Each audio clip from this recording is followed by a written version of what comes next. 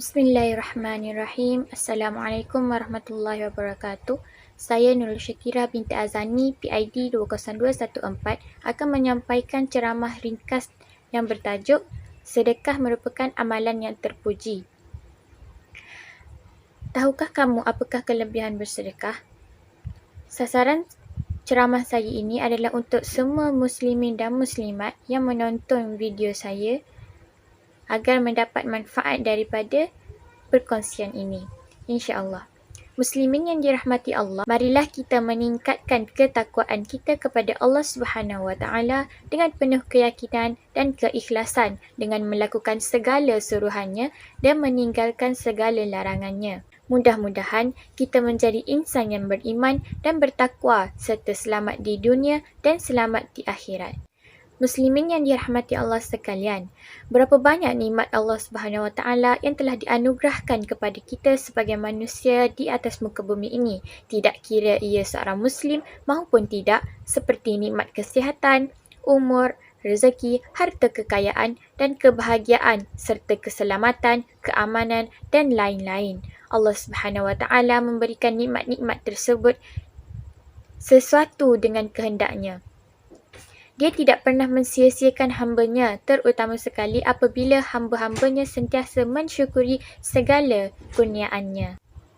Apabila kita mensyukuri setiap apa nikmat yang diberikan kepada kita oleh Allah Subhanahu Wa Taala, maka nikmat-nikmat itu akan bertambah sebagaimana firman Allah Taala dalam surah As-Saba ayat 39 yang bermaksud, dan apa sahaja yang kamu belanjakan untuk kebaikan, maka Allah akan menggantikan dan dialah sebaik-baik pemberi rezeki. Seperti yang kita maklum, bersedekah ini adalah satu amalan di mana amalan tersebut tidak mengurangkan apa yang kita sedekahkan. Seperti mana apabila kita bersedekah kepada seseorang dengan angka RM1, maka Allah akan gantikan lebih daripada apa yang kita sedekahkan. Selain kita mensyukuri nikmat-nikmat Allah yang telah diberikan, kita juga disunatkan untuk memperbanyakkan amalan sedekah. Bersedekah adalah amalan yang terpuji dan sangat dianjurkan di dalam Islam.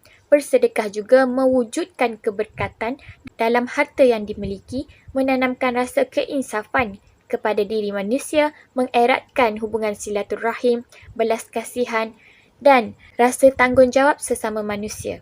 Namun, sejauh manakah amalan bersedekah ini kita amalkan dalam kehidupan kita?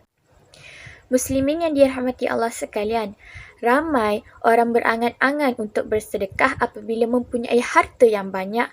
Namun, apabila sudah memiliki harta yang banyak, lupa pula untuk bersedekah atau mensyukuri akan nikmat yang telah dimiliki.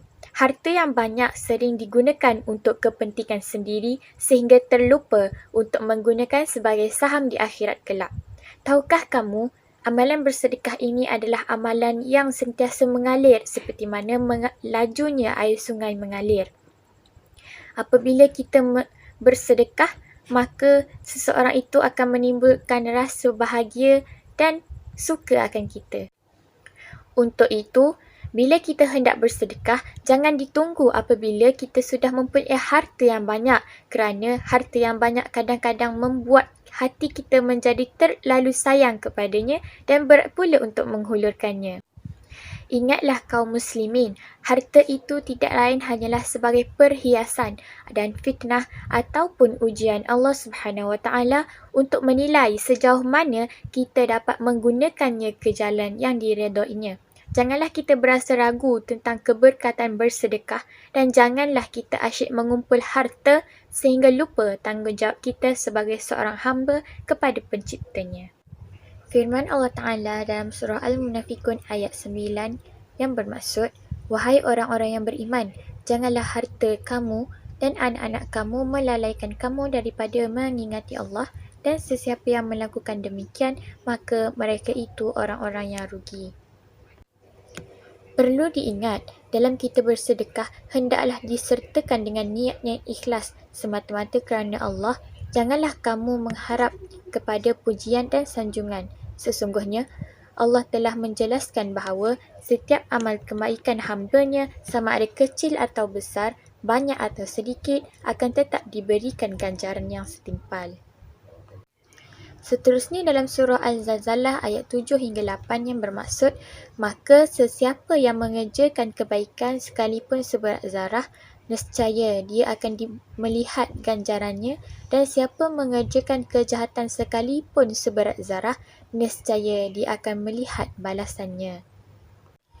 Muslimin yang dirahmati Allah sekalian, ketahuilah bahawa harta yang kita miliki, sama ada banyak atau sedikit, bukan milik kita sepenuhnya kerana ada hak orang lain di dalamnya. Oleh itu, gunakanlah ia ke jalan yang diredai Allah Subhanahu Wa Taala seperti bersedekah, berwakaf, membantu orang-orang yang memerlukan, orang-orang yang fakir, miskin, anak-anak yatim, dan menyumbang ke tabung-tabung masjid atau ke tabung kebajikan dan seumpamanya.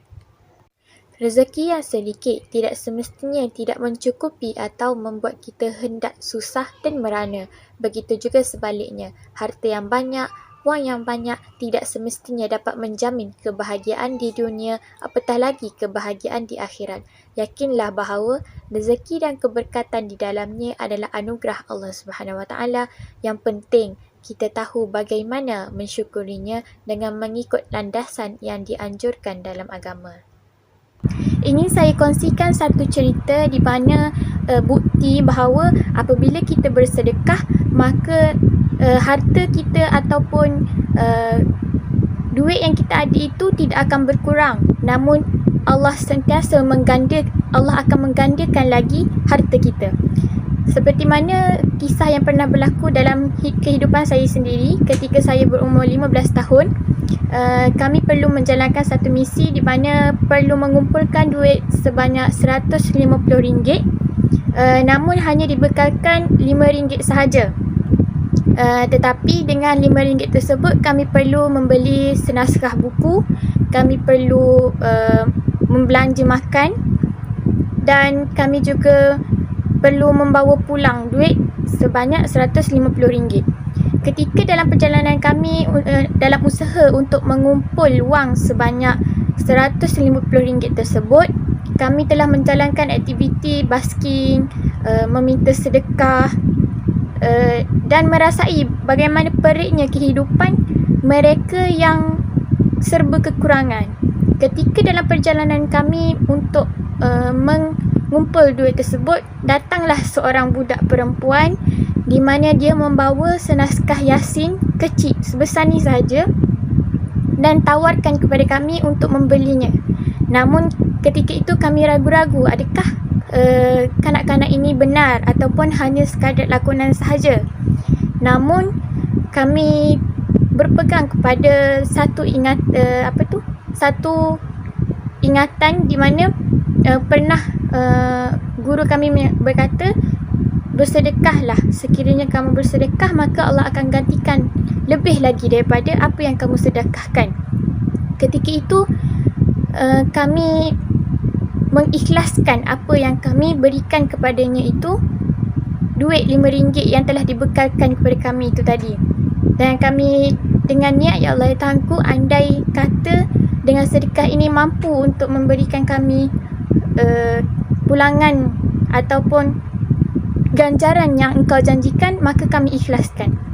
Ketika itu kami menyerahkan bekalan duit sebanyak RM5 itu tadi kepada kanak-kanak tersebut, dan kami berusaha lagi untuk mengumpulkan wang.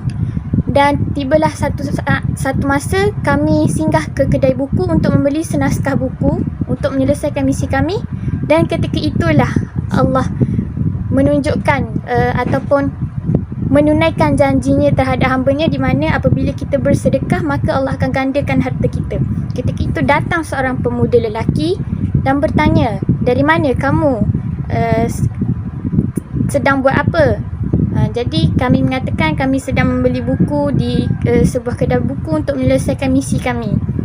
Seterusnya dengan tiba-tiba lelaki itu mengeluarkan RM50 kepada kami. Jadi daripada situ kami percaya bahawa itu adalah ganjaran daripada Allah Subhanahu Wa Taala, di mana apabila kami telah bersedekah kepada sesiapa sahaja yang memerlukan dengan angka yang sedikit, Allah akan menggantikannya dengan balasan yang setimpal. Begitulah benarlah hadis yang menyatakan bahawa bersedekah itu tidak akan merugikan kamu. Bersedekah itu tidak akan mengurangkan harta kamu, namun ia akan memberikan keberkatan dan Allah akan menggantikan harta kamu itu dengan lebih daripada apa yang kamu berikan. Sekian daripada saya. Wabillahi taufiq wal hidayah. Wassalamualaikum warahmatullahi wabarakatuh.